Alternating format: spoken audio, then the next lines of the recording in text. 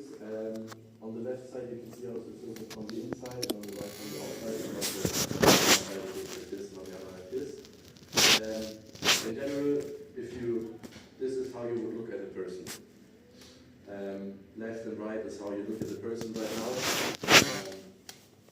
Yeah. Normally they shouldn't look like this, but inside they look like this. Number 2 is the heart. That's there to pump the blood through the body.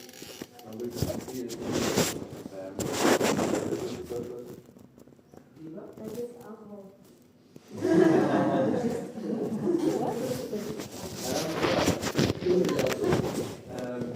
the overall term is detoxification.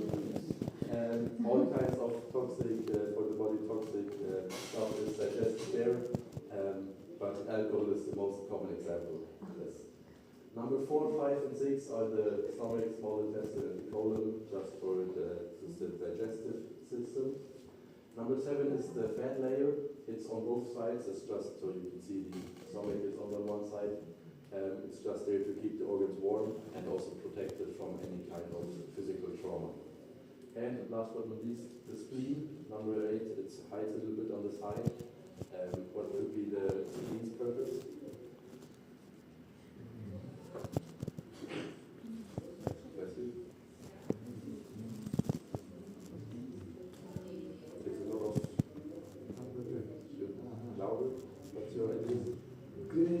Cleaning the blood?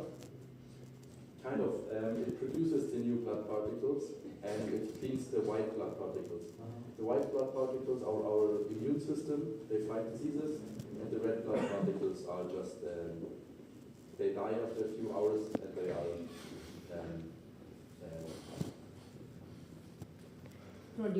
produced, thank you. Produced in the spleen. Yes.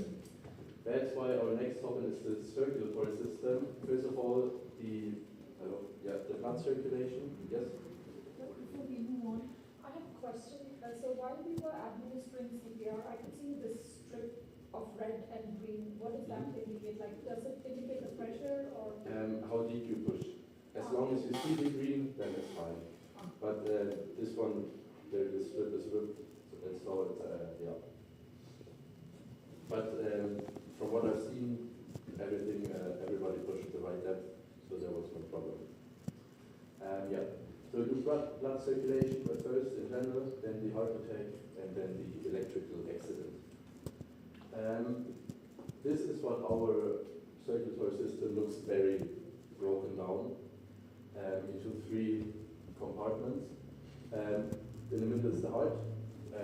What does the little circulatory system support, and what does the big circulatory system support as supply of oxygen? Or what do they mean? Where does the blood go?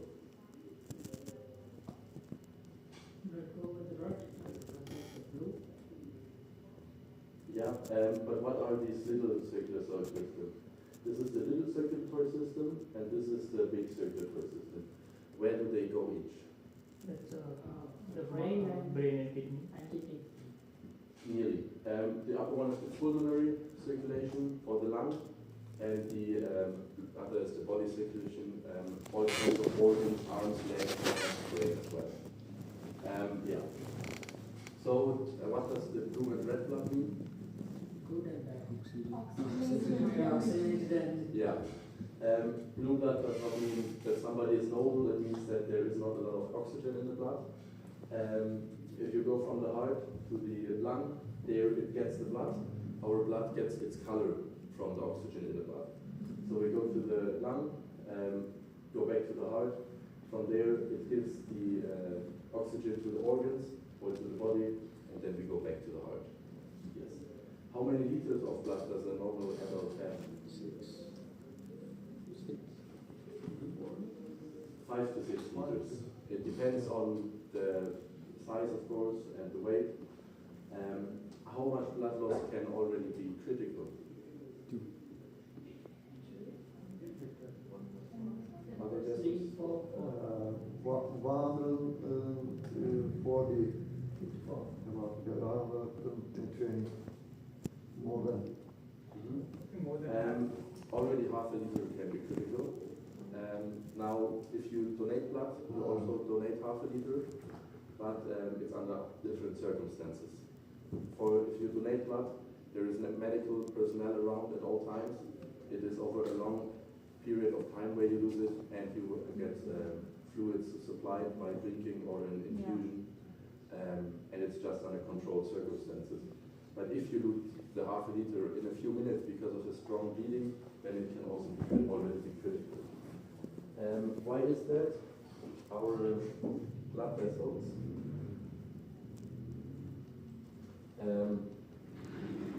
blood vessels are normally completely filled with blood.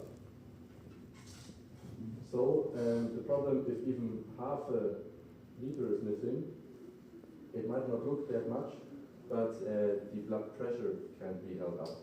So the blood moves through our body slower, and the oxygen, the organs get the oxygen slower. That's the problem with that could happen if even only half a liter of blood is lost. Have you heard? Do you know the difference between arteries and veins? Yeah. What's the difference? One is a big vein, like a more vital, and the other is like if you slowly bleed, you will die. But the other is Kind of, yeah. The arteries, they go away from the heart, and the veins go to the heart. That's why the arteries have a high pressure and a small inner diameter. Yeah. If you have an arterial bleeding, then it's more life-threatening. They are directly next to the bones because they have to be secured. They have to be. It's worse when you bleed from the arteries because you lose a lot of more blood because of the high pressure. The small inner diameter is for one to keep the high blood pressure up, and also so the wall of the blood vessel is thicker to withstand the high pressure. And the veins, they go to the heart, have a low pressure and a big inner diameter. The veins are the ones you can see on your hands or everywhere. If you just have a small cut or a scratch, then you bleed from veins. But if you bleed from arteries, the blood really splatters out, and it can even be that it goes 1 or 2 meters up in the air because of the high pressure. That's why it's more dangerous to bleed from arteries because they have the high pressure, and you lose a lot more blood in a short amount of time. Here you can see how the circulatory system is a little bit less broken down. In the middle is our heart, and it provides the lungs or the rest of the body with oxygen. Every minute our heart beats 60 to 100 times. It depends on how strong and how trained the heart muscle is. And per minute, 4 to 6 liters of blood travel through the body. So our blood moves once through the body every minute. One drop of blood at the beginning of the minute starts at the heart, and throughout the minute it travels 1 time through the whole body. Per day, that's 100,000 liters and a volume of 7,000 liters. After just a few seconds, a lack of oxygen in the brain leads to unconsciousness, and after a few minutes, it is irreparably damaged because the first brain cells die. And then after 10 minutes without oxygen, the brain finally dies. Of course, with the if 50% of the oxygen is only available through the brain, then it takes 20 minutes to die. Next up, the heart attack or angina pectoris. You don't have to know the difference between those two because the symptoms and how we treat it is exactly the same. It's just so you have seen it once. Once a heart attack, what happens there? It has to do with the heart, of course, but what happens to the heart? Blood flow stops. So the whole heart blood stops. Even partially, any ventricle, if it's stopped, then. It's about the coronary vessels. We have here a model of a heart. The coronary vessels are these little vessels around the heart that supply the blood muscle, the heart muscle itself, with oxygen. So if one of these, if there is a closure, or it's completely, there goes no more blood through the part behind the closure, the muscle can't work after behind the closure, and then the heart can't work efficiently. So it is a constriction or a closure of the coronary vessels. With the heart attack, it looks kind of like this, and this is an angina pectoris. Most of the times we have this constriction and then some blood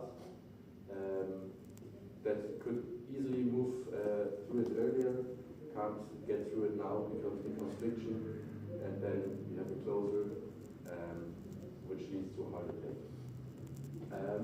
Yeah. So what exactly happened at the angina pectoris?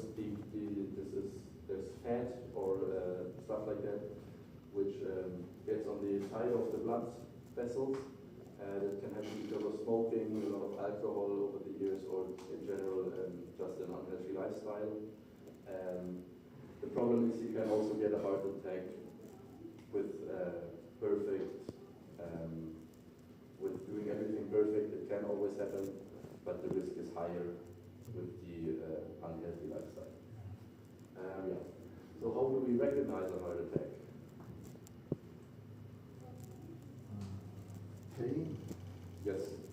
The sudden chest pain is in more than 99% of the cases. We have the chest pain. For men, it can radiate into the left shoulder and arm, and for women also in the stomach and into the back. That happens most of the time. Then the breathlessness and shortness of breath, of course, because of the pain. The pain and the pressure on the chest is often described as an elephant sitting on the chest. Of course, we don't know if that's completely true because nobody has ever survived an elephant sitting on the chest. But it's supposed to be a really hard, a lot of pain, because they also have a fear of death in these moments. They have a lot of pain and fear. Then the pale skin. I'm talking about really pale skin. The skin turns gray or white because our blood gets the color from the oxygen, and our skin gets the color from oxygenated blood moving through it. If that doesn't work because of the heart attack, then we lose our skin color as well. Then restlessness and anxiety, just because of the pain most of the time, but also because of the breathlessness and shortness of breath, it can happen. And weakness, confusion, and collapse can happen as soon as the brain isn't supplied with oxygen properly anymore. Not also doesn't have to appear at the same time. It can be that there is only the pain, and in a few cases it can be that there is no pain at all. It could settle in later, but it could be that it is a heart attack even without pain because the nerves are working properly or anything like that. Yeah. What can we do as a first aider to help them when they're having a heart attack? Lay down Completely flat. and raise the legs. No. That's another scenario. Putting up the legs would make it even worse because putting up the legs means the blood gets easier to the heart, and it would just apply more pressure because there's more blood going through the vessels. Sorry?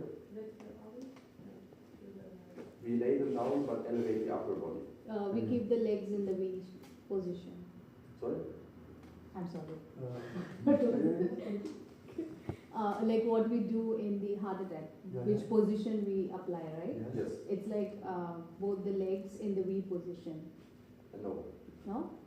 We just lay them down we lay the legs down flat with the upper body elevated. Okay. Yes. First of all, the emergency call. We can't really do anything. We can't look into the heart. We can't do anything with the heart. That has to be in an operation done in the hospital. So we need the emergency call. But we can try to manage the time until the emergency, until the ambulance arrives as soon as possible. With just handling, calming them down until they are in pain and in anxiety and fear. The heart beats faster, which only increases the pain. So we try to calm them down. Control of consciousness and breathing means we check if they are still conscious and still breathing, because it can happen really quick that it stops. The upper body is elevated, and we open tight clothing and we provide fresh air. Open tight clothing just so they can breathe easier. It also helps to calm them down. Open tie, often it helps just pulling the shirt to the front, because because it has a psychological effect. Also open windows, open doors, just to anything to calm them down and help them breathe. But yeah, Sorry, so if they use the complex, do we then do a recovery position? if they are unconscious, we do the recovery position. While they are in the recovery position, then we have to still check again and again if they are still breathing. But while they are in the recovery position, it's easy by just holding their hand in front, our hand in front of their nose, and then we will feel the breathing. Yes. Unfortunately, that's really all we can do as a first aider, just to help them manage the time until the ambulance arrives. Next up, electrical accident. What to do? Well, most of the time it's pretty obvious what happened. If it's not obvious, keep your distance, because it could be high voltage, which can be transferred even without direct contact. So we have to be especially careful. Yeah. Check for danger and self-protection again. It can happen pretty fast that there is that we get shocked ourselves, and then we are maybe lying next to the person, and nobody is helping. Do you know how many volts are on a normal socket here in Germany? 230. We have 230 volts. If they are damaged, it can be that there's 380 to 400 volts, but high voltage, so that it can be transferred without direct touch, is only after 1000 volts. So at home, you don't have to worry about that. If there is an electrical accident at home, you will see the hairdryer in the bathtub or anything like that. Yeah. What can we do? We can try to turn off the power source. Most of the time, the emergency switch will activate on its own. If that doesn't happen, we can look for the emergency switch and turn it off ourselves. What can we do if there is we can't find the emergency switch and we can't just pull the cable out of the wall? Use anything that isolates. We can use a piece of wood, a broomstick, anything made from plastic. Most of the soles from shoes are also made of gummy, so you can just kick it away. You can use the gloves most of the time, so it's pretty easy, yes. When in doubt, always assume high voltage for professionals only. The emergency call, because the heart can happen the same with the defibrillator as with the defibrillator. Our heart stops because of the electric current, and then it doesn't just start again on its own. Again, constant control of consciousness and breathing, and further measures as necessary. What's meant by that is that electric current travels through our body, so there's an entry and an exit wound. So just do wound care if you see any of these wounds. Low voltage up to 1000, high voltage starts at 1000, also 230, and workshops can have a standardized 400 volts, but again, it shouldn't be above 1000 volts. Why do people have to stay in the hospital for about 24 hours after they got a shock and not fall down directly? Sometimes if you just got a shock but you're fine, you still have to go to the doctor or stay in the hospital for 24 hours. Why is that?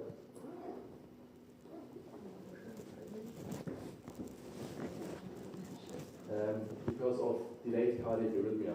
It can be that at the beginning the heart just skips a beat once and then here and there, but over time it can get worse, and just it can be that after a time the heart stops completely, but not directly at the beginning, so it has to be checked. Only in the household. If it's, for example, a cow fence that doesn't have enough electrical current to stop the heart or to cause delayed cardiac arrhythmia, but with the household socket, if you get a shock, then you should get it checked. Yeah. Water inhalation with electricity is also very dangerous because it dark conducts almost as well as metal. That's why you shouldn't go swimming during a storm, for example. Okay. Then, before we do the shock, I'd say we do another quick 10-minute break. Yeah.